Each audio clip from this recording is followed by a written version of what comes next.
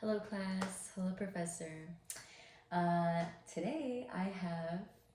My name is Jack. And Jack, where are you from and where do you stay? I am from Houston, Texas originally, but I now live in the Wrigleyville neighborhood of Chicago. It's a big change from Houston to Chicago. That is, Have most definitely. you noticed any differences in terms of climate between the two cities? Yeah, of course. So, Houston, you get about warm weather probably 9 months out of the year.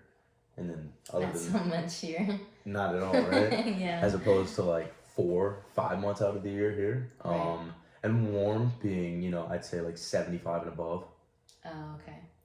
for kind of a range there. And Right. then And it's dry out there, I heard. no, actually, in Houston, it's very swampy. Oh, So it's swampy. super humid Right. because we're about I'd say an hour 30 from the ocean, Right. Okay. and it's very low sea level in terms of elevation. I believe elevation wise, Chicago is anywhere from like 600 to 800. Houston, you're below 50 feet sea level everywhere. Right. So quite swampy and humid in that regard. It's a lot of big changes. Mhm. Can you talk about the changes you noticed while living in Chicago in terms of climate change or the seasons, the weather? Yeah, of course. So it seems like the winter every time gets further into the year and maybe lesser back on the front side. So what I mean is the winter starts more so, at first it started. I remember one day, sophomore year, 2019, it snowed on Halloween, right? We had ice and snow on Halloween. Yeah, I remember that. However, this past year on Halloween, people were wearing t-shirts and light jackets. Yeah, it was right. very So the warm. winter is almost getting pushed back, Yeah. but extending further. We didn't get warm weather consistently in Chicago until the middle of May. Right. Yeah, even now. Even now, it's a little chilly. yeah. A little chilly. So that's definitely one thing. But my first year at DePaul was the polar vortex. Right. Which, right. I mean, climate change in general, that was, the coldest it's been in 100 years. The city of Chicago at one point was colder than Siberia, Russia. That was crazy. Yeah. That was really crazy. What about in Houston? Have you been keeping up with their climate? Well, so Houston, they just had like a freeze. Mm-hmm. So Houston has experienced kind of the converse of the relationship there, where for about a week and a half in Houston, it hit below 20 degrees for like the first time in God knows how long, right? That's crazy. So changes on both levels, but it's funny how northern, you got the opposite with I guess what the warmer weather lasting longer, and then Houston, the colder weather coming in kind of an intense way. So yeah, that was super crazy. Mm-hmm.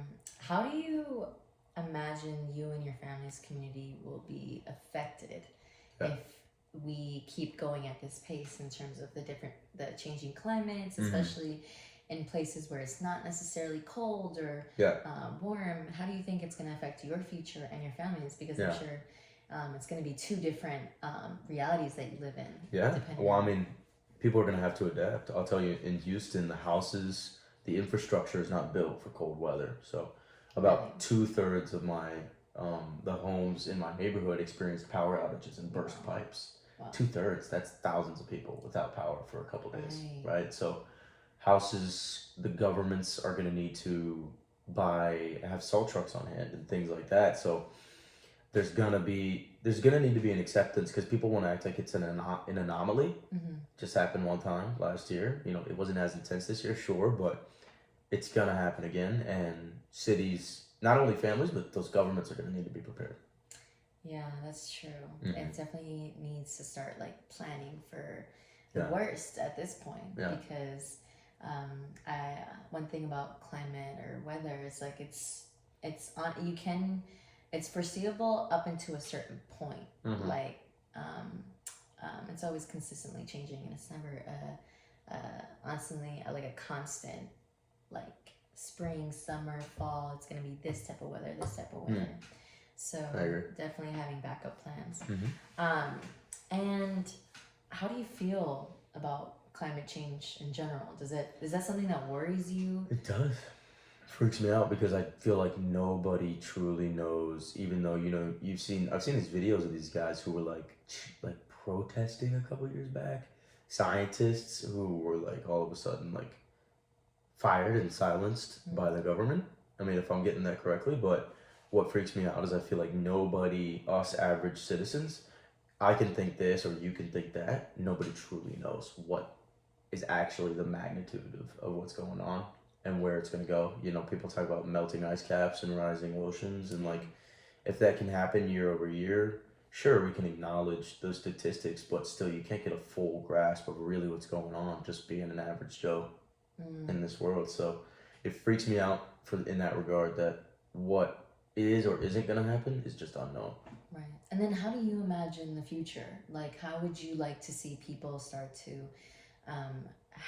get more awareness on this topic, or their relationship with the environment, their eco footprint? Like, well, I think those people with the biggest, people with not just celebrities, but brands who have the biggest reach and the biggest stretch are going to have to take a stand per se, or do some sort of campaign of some sort, right? I mean, think of the biggest brands: Amazon, Apple, something carbon neutral, or just, I don't know, people who have the largest voice. That's what it's going to take for those either companies or individuals to speak up. Yeah. So. Yeah. Well, thank you so much for talking to me today. You're welcome. And thank you for sharing It's a pleasure. with the rest of my class. Of course.